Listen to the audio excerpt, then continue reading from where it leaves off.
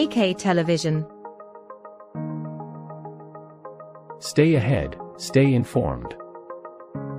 आदरणीय दर्शकबिन नमस्कार, म कार्यक्रम प्रस्तुता हिरादन राई एके टेलिभिजन मार्फत यहाँहरूलाई हार्दिक नमस्कार गर्न चाहन्छु। वडा नम्बर 3 मा भइरहेको फुड स्टलमा यहाँहरूलाई हामीहरू हार्दिक स्वागत गर्दै खानाको पाराखीहरूलाई हामीहरू केही प्रश्न सोधिरहेका छौँ र खानाको स्वाद अनि यहाँको व्यवसाय के कस्तो छ, यहाँको व्यवसायहरूसँग पनि हामीहरू केही प्रश्न गरिरहेका छौँ।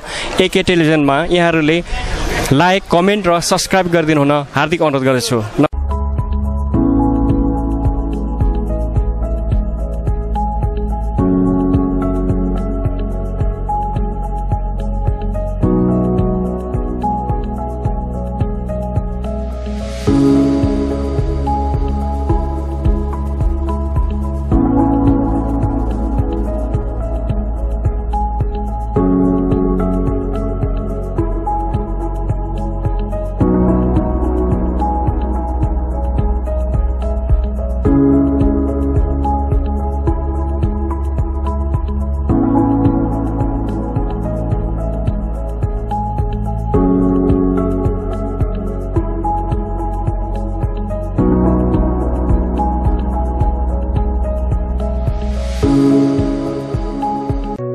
के पाक्दैछ? हजुर 12 हो, मिस 12, अन्डा 12। हजुर यो एकदम मिठो हुन्छ हैन दिदी? मिठो छ, खाएर हेर्नुस् न, मिठो हुन्छ। हस्, धन्यवाद। यो चाहिँ स्यापु माछा मलाई एकदम मन पर्छ नेवारी परिकारमा, एकदम मिठो लाग्छ, एकदम मिठो छ।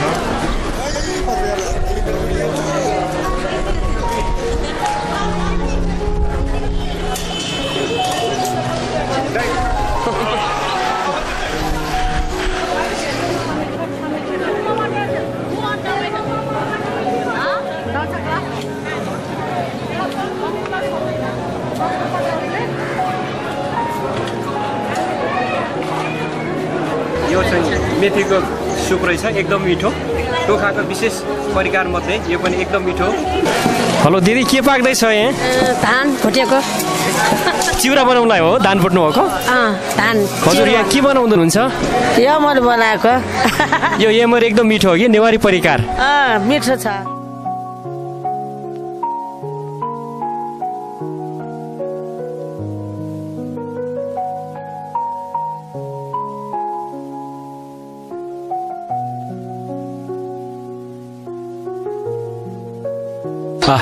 नमस्कार, यहाँको परिचय भयो नि? मेरो सोनु लामा। यहाँको यो फुड फेस्टिभलमा यहाँले चाहिँ यो स्यापु मचा खाँदै हुनुहुन्छ हैन? कस्तो छ यसको स्वाद? एकदम मिठो छ दाइ। यहाँ पहिलो पटक आउनु भएको? दाइ यही चाख्न लागेको म। यहाँको खानेकुराबाट यहाँलाई एकदम मिठो लाग्छ अनि सन्तुष्टि हुनुहुन्छ? हजुर, नेवारी कल्चरको खानेकुराहरू मलाई एकदम मनपर्छ, त्यही भएर म यहाँसम्म यो खाना आएको दाइ। हस्, धन्यवाद। फेभरेट हो यो खाना? मेरो फेभरेट त होइन, तर मिठो लाग्छ। मेरो चाहिँ फेभरेट चाहिँ अन्डा 12। अन्डा 12। हजुर, यहाँ पहिलो पटक आउनुभयो? पहिलो पटक। यहाँको परिचय पाउन? हजुर, म नीलकृष्ण श्रेष्ठ, यहाँ टोखा 2 नम्बर बासी। यहाँको खानेकुराबाट यहाँको अझ परिकार फुड स्टल होइन, यो खानेकुराको स्वाद कस्तो छ त? स्वाद अहिले हामी अहिले यहाँ स्टल गरेदेखि अहिले जहिले पनि खाइरहने हो, तर एकदम टेस्टी। यो हजुरहरूले पनि देख्नु पनि भएको छ। अहिलेसम्म सबसे स्पेसल भनेको हाम्रो नेवारी आइटम एक त सबै स्पेसलै नै हो, तर नेवारी आइटममा नि जस्तै कि यहाँ लोकल चिउरा छ नि। नाम के हो?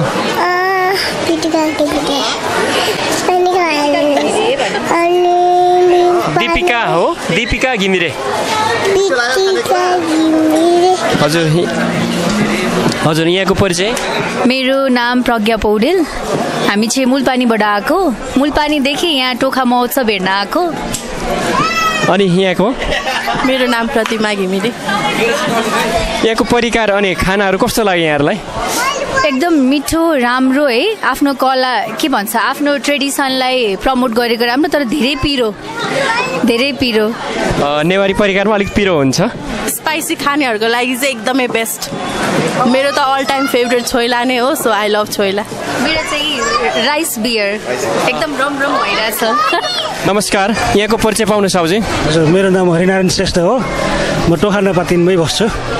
अब यो सडक खाजा मोर्चा हरेक शनिबार साताको एकचोटि नै हुन्छ। अब यो स्थानीय लोकलले खाने परिकार, अब हामी नेवार जातिले खाने चिजहरू के कस्तो खाइन्छ भन्ने हिसाबले चाहिँ हामीले यो सडक खाजा मोर्चा बनाउँछौँ र ऐतिहासिक नगरी टोखालाई अझै चाहिँ पर्यटकीय नगरी बनाउनलाई सांस्कृतिक क्षेत्र, अब हिजो अस्ति जात्रा पनि हामीले मनायो, जात्रा पनि हजुरले हेर्न आउनुभयो होला।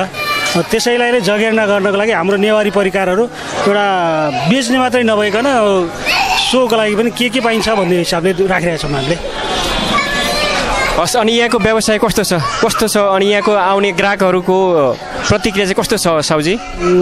प्रतिक्रिया चाहिँ तपाईँको अब हाम्रो नेवारी परिकारमा चाहिँ एकदमै राम्रो छ होइन। अरू ठाउँमा भन्दा हामीले कमाउने हिसाबले चाहिँ होइन, यहाँ चाहिँ खाएपछि अरू ठाउँमा भन्दा सस्तो पनि, राम्रो पनि, स्वादिष्ट पनि। ग्राहकहरू यहाँबाट सन्तुष्टि हुनुहुन्छ? एकदम हजुर, एकदम। हजुर नमस्कार, यहाँ टोखावासी हुनुहुन्छ है? हजुर। यहाँलाई यहाँको फुड स्टलमा चाहिँ यहाँको कस्तो व्यवसाय भइरहेको छ, कति बिजनेस भइरहेको छ? मेरो ठिकै भइरहेछ, स्ट्रिट फुड हो मेरो, नर्मल भइरहेछ। यहाँको परिचय पाउनु? म रमेश नापित, टोखा नेवागुठीको अध्यक्ष, यो खाजा महोत्सव सञ्चालनको सहसंयोजक। अनि यहाँ चाहिँ कस्तो प्रकारको ग्राहकहरू, कस्तो प्रकारको व्यक्तिहरू आउनुहुन्छ? अब यहाँ मुख्यतया चाहिँ नेवारी स्वादको परिकारहरूको स्वाद लिन चाहिँ आउनुहुन्छ। अनि यहाँको परिचय? म रामलाल महर्जन, टोखा नेवागुठीको उपाध्यक्ष। अनि यहाँ हाडी गाउँमा पनि छ नि यस्तै मेला, यहाँ हाडी गाउँको र यहाँ टोखाको के फरक छ? वास्तवमा हाडी गाउँबाट चाहिँ आफ्नो पहिचान, आफ्नो चाहिँ सम्पदा, आफ्नो चाहिँ स्वाद, नेवारी स्वादको पस्कने हो।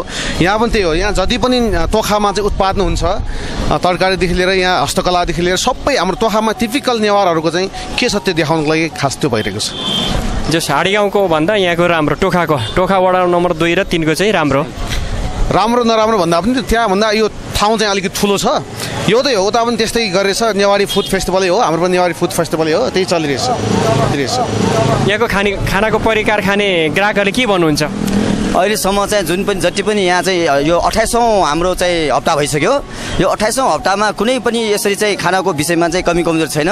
जुन नेवारी सिस्टमले जानेको हाम्रै चाहिँ अब 45वटा चाहिँ हाम्रो समूह छ महिलाहरूको, उहाँहरूलाई नै जति पनि उहाँहरूले चाहिँ बनाउनु नेवारी परिक्रमा बनाउनुहुन्छ, उहाँहरूले चाहिँ बनाएको अहिलेसम्म चाहिँ नराम्रो भन्ने चाहिँ विषय छैन, राम्रै छ भन्ने चाहिँ जानकारी पाएको छु।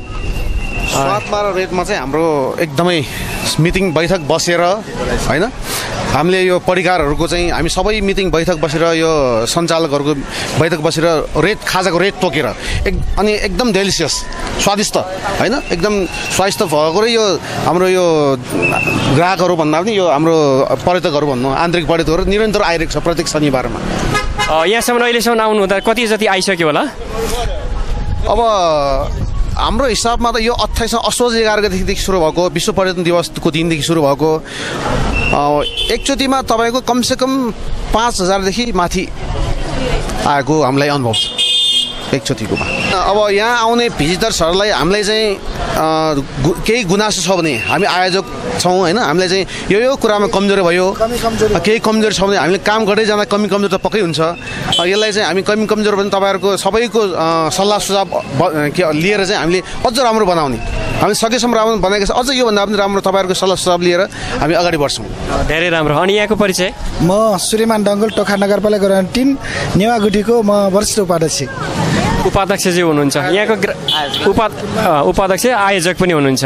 आयोजकहरूले यहाँ अझै सुधार्दै लानुपर्छ र अझै पर्यटक अर्थात् आन्तरिक पाहुनालाई भित्राउनुपर्छ भन्ने यहाँहरूको सोच छ है? हजुर एकदमै, हामी एकदमै यहाँ तपाईँहरूलाई स्वागत गर्न पाउँदा हामी एकदम खुसी लागेको छ र धेरै साथीहरू, धेरै हाम्रो पाहुनाहरूले चाहिँ एकदमै राम्रो छ भन्ने कुराहरू अहिले चाहिँ हामीलाई चाहिँ एकदम सजेस्ट गर्नुभएको छ, एकदम खुसी लाग्छ त्यस्तो कुराहरू सुन्दा। हस्, यहाँको अमूल्य समयलाई धन्यवाद। हस्, धन्यवाद तपाईँ। धन्यवाद, नमस्कार। धन्यवाद।